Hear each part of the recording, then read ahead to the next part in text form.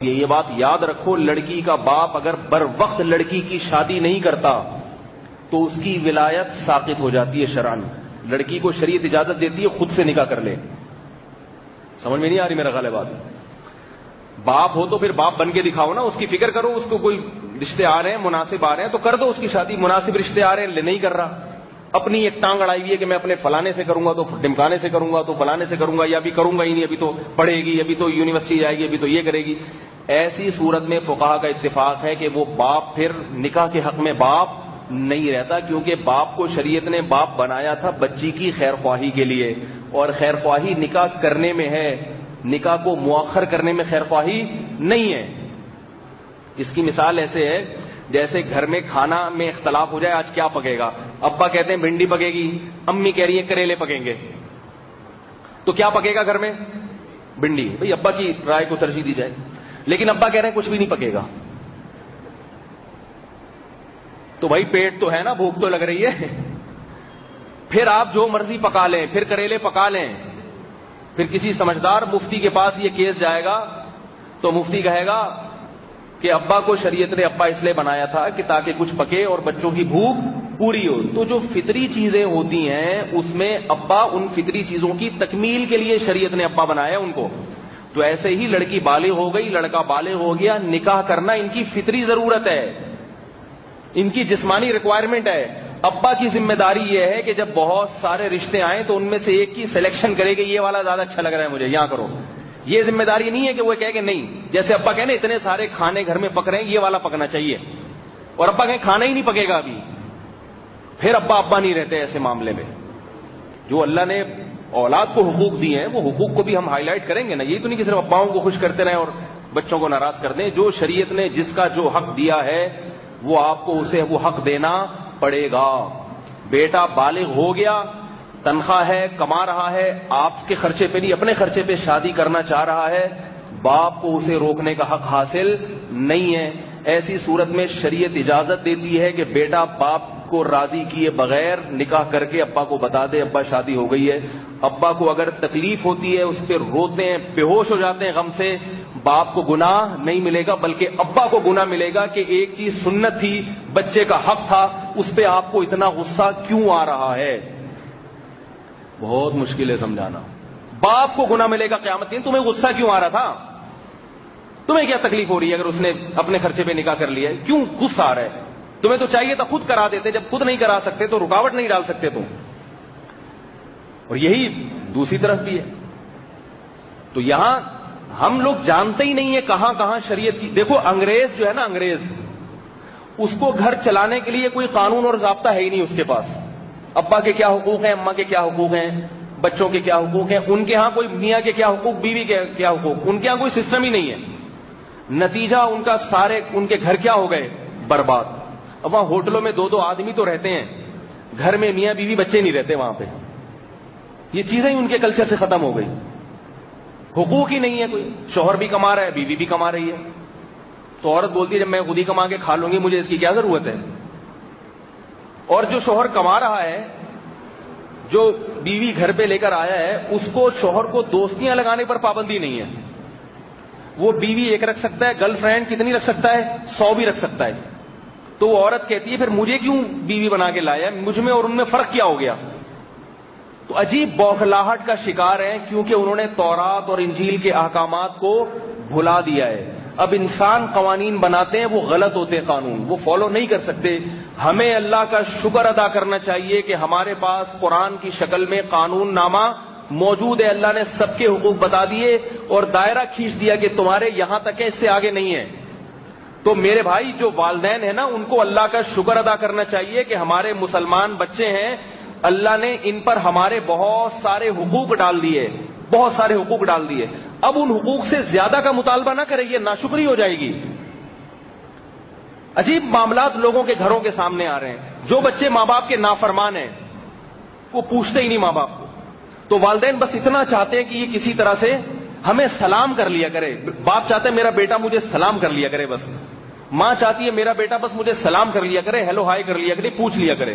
اتنا کافی ہے، باقی جو مرضی کرتا پھرے. اور بچہ اس کے لیے بھی تیار نہیں ہوتا. اور جو بچے ماں باپ کے فرما بردار ہیں نیک شریف شرفا جو اماں ابا کی خدمت میں لگے ہوئے ہیں، تو ماں باپ ان کو ایسا دبانا شروع کرتے ہیں کہ ان کی اپنی جائز خواہشات کا بھی خیال نہیں کرتے. کہتے ہیں ہمیں شریف بچہ مل گیا نا، اب اس کو ہم نے نچوڑنا ہے ایسے کر کے. یہ سارے چیز میں ایک اماں کو سمجھانے گیا، ایک اماں کو، وہ میرے بیان بھی سنتی ہیں، اللہ کرے یہ والا نہ سن رہی ہو کہیں، یہ والا نہ سنے. ان کا بیٹا بڑا نیک فرما بردار، میں جانتا ہوں ان کے بیٹے کو بھی، اماں کو بھی جانتا ہوں. بیٹا نیک فرما بردار، ہر چیز امی سے پوچھ کے کرنا بھی چاہیے، ماں کا بہت بڑا حق ہے بھائی. یہ بات ایک بتا دوں آپ کو کہ جتنا خدمت ماں اور باپ کی خدمت میں ثواب ہے نا، دنیا میں کسی شخصیت کی خدمت میں اتنا ثواب اللہ نے نہیں رکھا، کسی میں ثواب نہیں رکھا. مگر آج کل بعض چیزوں پہ ماؤں کو تکلیف ہوتی ہے جن پہ ان کو تکلیف نہیں ہونی چاہیے.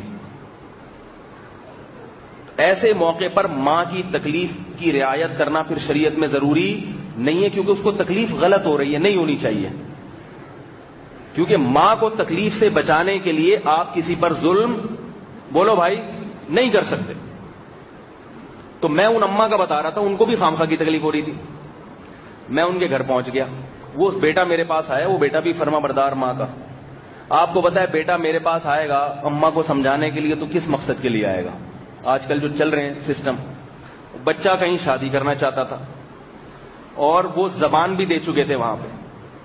میں گیا، ان کی اماں کو پردے میں تھی، میں نے 1 گھنٹہ سمجھایا کہ اتنا نیک شریف بچہ ہے، اگر بیچارہ معاشقے میں مبتلا ہو گیا ہے تو آپ مان جاؤ، کر دو بیچارے کی شادی، وہاں پہ تنخواہ بھی ہے، کما بھی رہا ہے. 1 گھنٹہ میں نے بیان کیا ہے، مگر اماں ٹس سے مس ہونے کا نام. مجھے افسوس ہی ہو رہا تھا کہ بچہ نیک مل گیا، ورنہ آج کل بچے عجیب عجیب سے بھی پیدا ہو رہے ہیں. یہ شریف، میں نے ان کو بتایا کہ اتنا نیک بچہ ہے، ایک تو غلط دوستی نہیں لگا رہا اس سے، ہے بھائی، اور وہ لڑکی بھی خدا نہ خواستہ کوئی بھنگن چمار نہیں ہے کہ آ کے بہت ہی گھٹیا خاندان کی ہو، آپ کے خاندان کی واٹ لگا دے، وہ بھی شریف شرفا میں سے. ایسے موقع پہ شریعت ماں کو اتنی سختی کی اجازت، بولو بھائی، نہیں دے نہیں. خیر میں نے بیٹے کو تو یہی کہا، بھائی جیسے اماں کہہ رہی ہیں ایسے ہی کر لو. لیکن بعد میں پتا چلا کہ یہ لوگ اس لڑکی کو زبان دے چکے ہیں، 1 دفعہ ہاں کر چکے ہیں. پھر میں نے اس کو کہا کہ جب 1 دفعہ ہاں کر چکے ہو، اب وہاں رشتہ توڑنا یہ شریعت کے بھی خلاف ہے.